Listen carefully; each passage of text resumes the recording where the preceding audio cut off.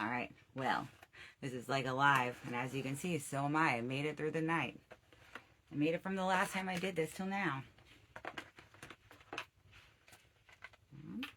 It is Thursday, and it is July 3rd, so day 3 of July outfits is mostly wearing the same jewelry again, because it would be, well, I'm never writing off the table to have like a themed outfit for every day someday, but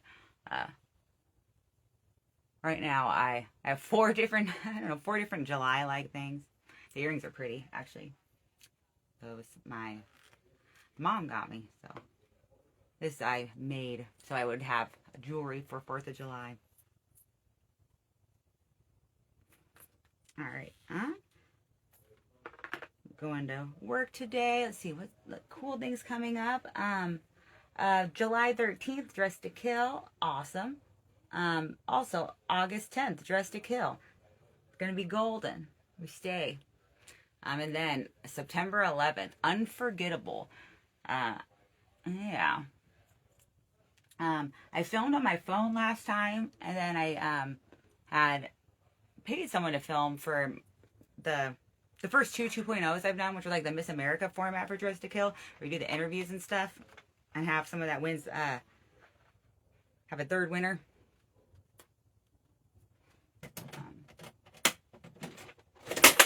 I'm thinking I might just buy a camera, because I probably would use it.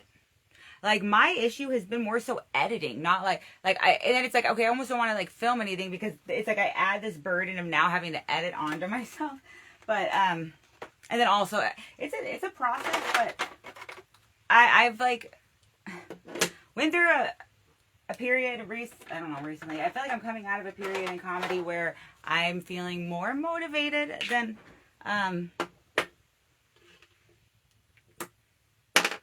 I had been. I had a slump. The first year was like a honeymoon year, and then the second year was like a hustle year. But I was always filming. They're all on YouTube. I think some of them are still private. I decided I don't care. Maybe I should, but for the way I'm going to be existing in my brain right now, is that when it comes to the clips and stuff, I write so many jokes. To get everything to line up perfectly to get the one good clip is so fucking hard. Where it looks good and you have the right audience, you don't hear your mom laughing. It's very, very hard. So I'm just going to post the process. The open mic process I'm doing. I'm just posting that.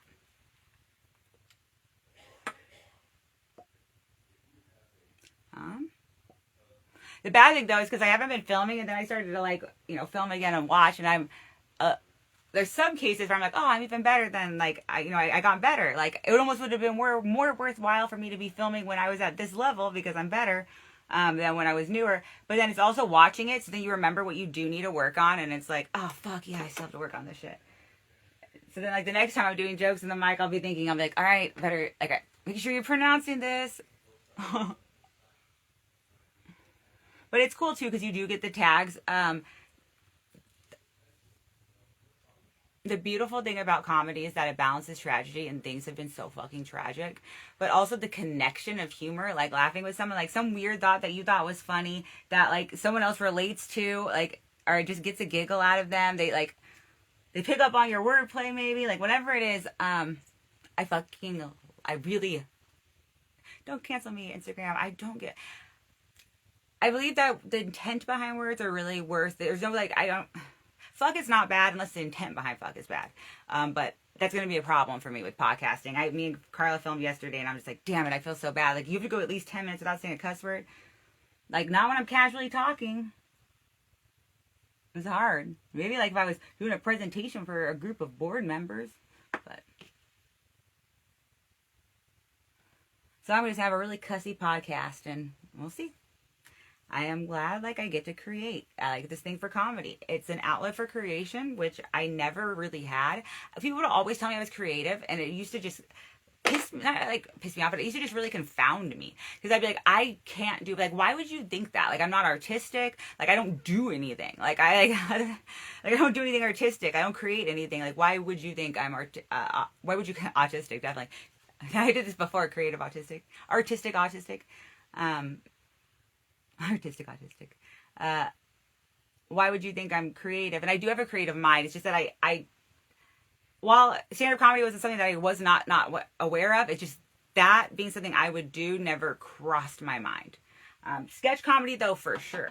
Now, like, I'm like, thank God for stand-up, because I really need to discover, I really need to, like, it's helped me so much on, I don't know, characters. If I had done sketch, I would have, it would have been easier to stick with a character, I guess, than rather than figure out, like, the real self. I don't know. I didn't really, I was out of practice for so many things, like being on stage. Stand-up helped a lot. And I have no practice really being on film. That's why this shit wacky. Glitchy. Oh, shit. So much ADD for the morning. I hope this translates well to my job, answering phones while doing math. I have tools that I can use to help me with the math, but still. Comedy, the connection. So I love that I get to create. It has given me so much purpose. I was just a destroyer before. I just worked on destroying my body, like, in what ways I could while having fun doing it. Like, and just living to make other people happy, even though it's like I never made anyone else happy. And then I was never happy. So, taking time, like, and I didn't just find comedy and then comedy helped me find me. I was finding myself, then I found comedy, and the comedy really helped me find me. Like, get bravery and stuff. But, like, I had to be in a certain place to even get there, to get up on stage for the first time or be brave enough. And I bombed the first time I did comedy. Terrible. Like the first time I did, like, open mic, it was dead face. Like, I recommend comedy classes because it's a good way to make friends. And there's a bunch of them, like, that they, I was talking, my podcast, or the podcast with Carla, we met at a comedy class, doing Johnny Taylor's storytelling class. And so, like, sometimes that helps a little bit. But going right into the open mics, well, it just depends. I was one of the ones, again, that just bombed my ass off. And that did make me kind of, like, wait almost another month before I went. I would go to, like, the writing groups and sometimes even go and watch open mic. But after bombing really hard, I waited about a month before I got back up on stage. And then I bombed again, really hard. No sound.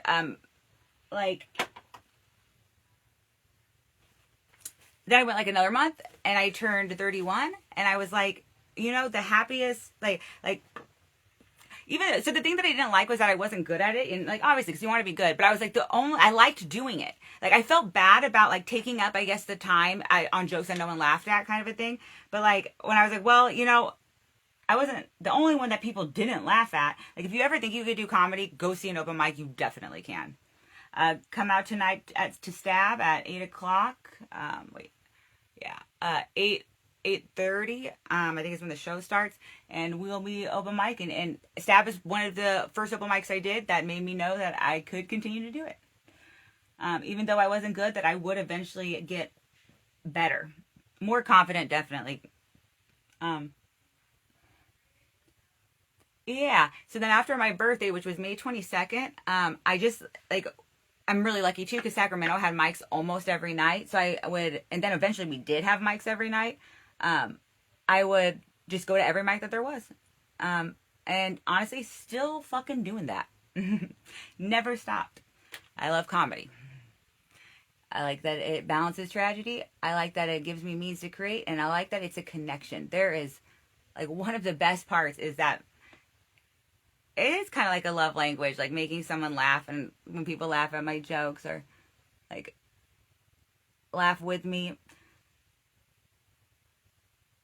I don't feel like there's so much of a divide between, like, because I just started comedy, I don't feel like I don't feel yet really that divide between the comics and the audience fully. And that, like, I feel like we're all in this together, but, like, we have senses of humor and jokes and varying degrees of each. So there might be an audience member who doesn't do jokes that night, but they have like jokes. And then there might be a comic who does do jokes, but they actually have a good sense of humor and enjoy like watching the comedy as well. It's a beautiful thing to be a part of, and I really needed it because I was so fucking tragic. I am like, I was born on a Wednesday. I'm full of whoa. Hella sad girl shit. But my depression, I think I'm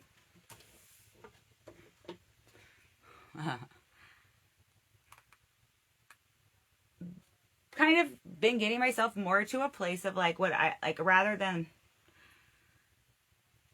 I don't know, depression bordering on exhausted apathy. I'm more like at a peace.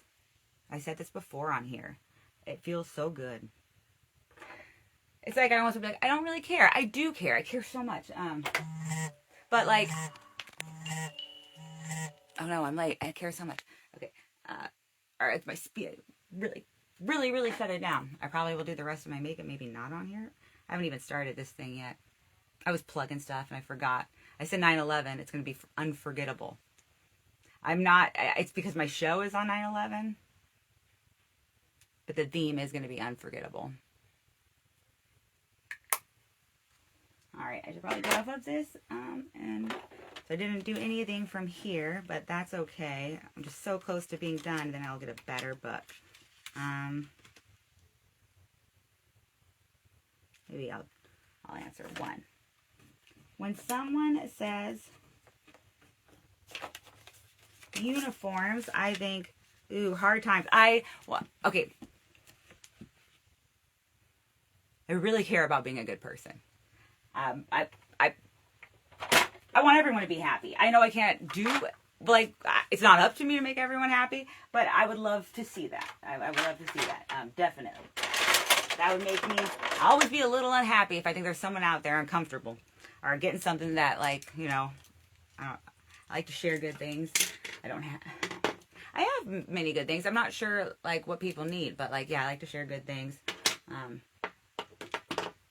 Money is not always a good thing.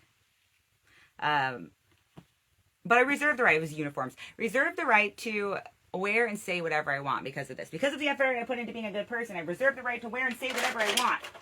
I'm not trying to hurt anyone. If someone does have, like, an opinion on that, like, on something specific, not just what I said on, like, say, I'm not saying for every individual, maybe. I don't know, maybe we need to think more inwardly before, like, if there's something I said or specifically wore that someone has an argument on it, like, not being right, or like, making me less of a good person, I'm totally open to that because I do want to be a good person. And I want to say and wear what I want. I reserve the right to, which makes uniforms really fucking hard.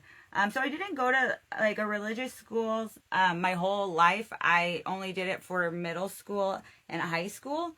But you know, I think at the elementary school they kind of like, it was like loose uniforms. I don't remember. It was the 90s. It was the aughts, actually. I don't even remember the year. But I hated fucking uniforms. And I always was getting in trouble for uniform. And not like necessarily like, oh, I'm rolling up my skirt to be shorter or anything. But I would get in trouble because, like, my socks were too wacky. Or my earrings were too big. Or oh man, this was not trying to be sexy. But I went to wear a polka dot bra. It was a white bra. And it wasn't even polka dot. It's like it had like a polka dot rim strap thing. I don't know. Oh, fuck. Got it from Kohl's. Again, it's like I'm like a junior in high school, and I got in trouble for that because they could see my bra through my shirt, but the bra was mostly white, and I remember it, like, just more embarrassed me than anything. However, my friend got in trouble for having too many buttons on her shirt. Not unbuttoned, just the number of buttoned buttons was too many. It was like 4 over than 3. So I fucking hate uniforms. I love dressing up. I think that we really need to be careful when it comes to, like, our opinions and, like, judgment, or not. I would say not opinions. Opinions are just something we're we are allowed our opinions. That's what this whole thing is, like, my opinion splooge. But we should really be careful with our judgment and our desire to control other people's choices and how they're representing, like, in their body. Like, we didn't want to exist. sometimes just sitting in this thing, I know just sitting in my own body will feel like pain sometimes. So if it makes me feel a little bit better to get a tattoo, or if like getting some sort of even plastic surgery or something, or if like whatever sort of wearing a certain thing makes you feel better, just doing this thing called existing, which is not easy or comfortable. Like, it is good. It's a good existence, but it's not easy or comfortable. Like, do what you can to make it a little easier or comfortable. You're just sitting in your body. Like, all these people who have these opinions and stuff, they're not sitting there with you all the time. Like, oh, you really shouldn't have gotten that tattoo. It really bothers me. Like, I don't think that people really do this anymore. I think that this is like a thing that we were told people were doing. People I know are too smart for shit like that. They're like too wrapped up in dealing with their own existence to give a fuck. Again, unless it's like hurting someone, I feel like our bodies are kind of our own kind of creative surface there.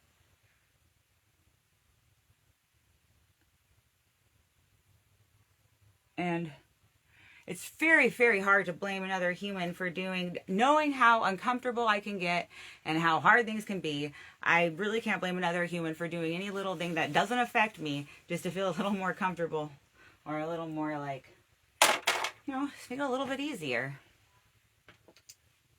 Yeah, so that was uniforms. I'm going to answer more. Let's see. Save this one for later. When someone says Uptown, I think, Uptown Girl. And then I think about Brittany Murphy. Oh my gosh, I was talking with Carla. I don't know if this is on a podcast, because we had our whole conversation was like 7 hours. And then I think we filmed an hour and a half of that. But not really 7, but like quite a few more than probably triple what was maybe even filmed. For the moment I walk in that door talking to not. We were talking about Brittany Murphy is like my saint. Like we love Brittany Murphy. I was watching, I was going down a rabbit hole the night before the podcast, just of my own accord, on that 70s show shit. And then that kind of made me like go off on a different loophole of watching Ashton Kutcher and Brittany Murphy videos. Brittany Murphy is just an utter delight. Poor Brittany Murphy, rip. That's so sad. She seemed really sweet. Tell us your whole life story. We wish that we were brave enough to... No, it's not even a bravery thing. I wish I would talk to an Ouija board. But Brittany Murphy isn't like spending her time talking to people through Ouija boards. She has other things to do, like rest and peace. Enjoy and shit. Alright. When someone says urgent, I think, hopefully it's not. I'm a slow mover. Even when it is sometimes. I think I might be motivated by protecting other people, even though it's not like... That's just... Not like I would be good at it, but I would want to, I guess. Who doesn't want to protect the people they love? So if things are urgent, well, they're not right now. It's hard for me sometimes to get enough energy through my depression for urgency, even with the anxiety, because my anxiety just sits in my depression, so it's like lazy anxiety. It's like, ooh, bad shit's gonna happen because you're a piece of shit. It's like, I'm sad about that. Like, that's been like my whole thought process for just years. Just basically boiled down to something like that. But yeah, it's gotta be real urgent for me to feel urgent. I'm at peace now, though. The world could end today and I would be happy. I would be happily ever after for me. And if it doesn't end today, it's still happy for me. It's a pretty dope day. It's sunny out. Got cool 4th of July. Should have tomorrow off. Oh my gosh. If anyone, my outfit tomorrow is ridiculous. I'm going to probably swim. It's like, I have a pool outfit. Hey, maybe I'll post something. We have a people-y home. People can come over and swim if they want. All right. When someone says useful, I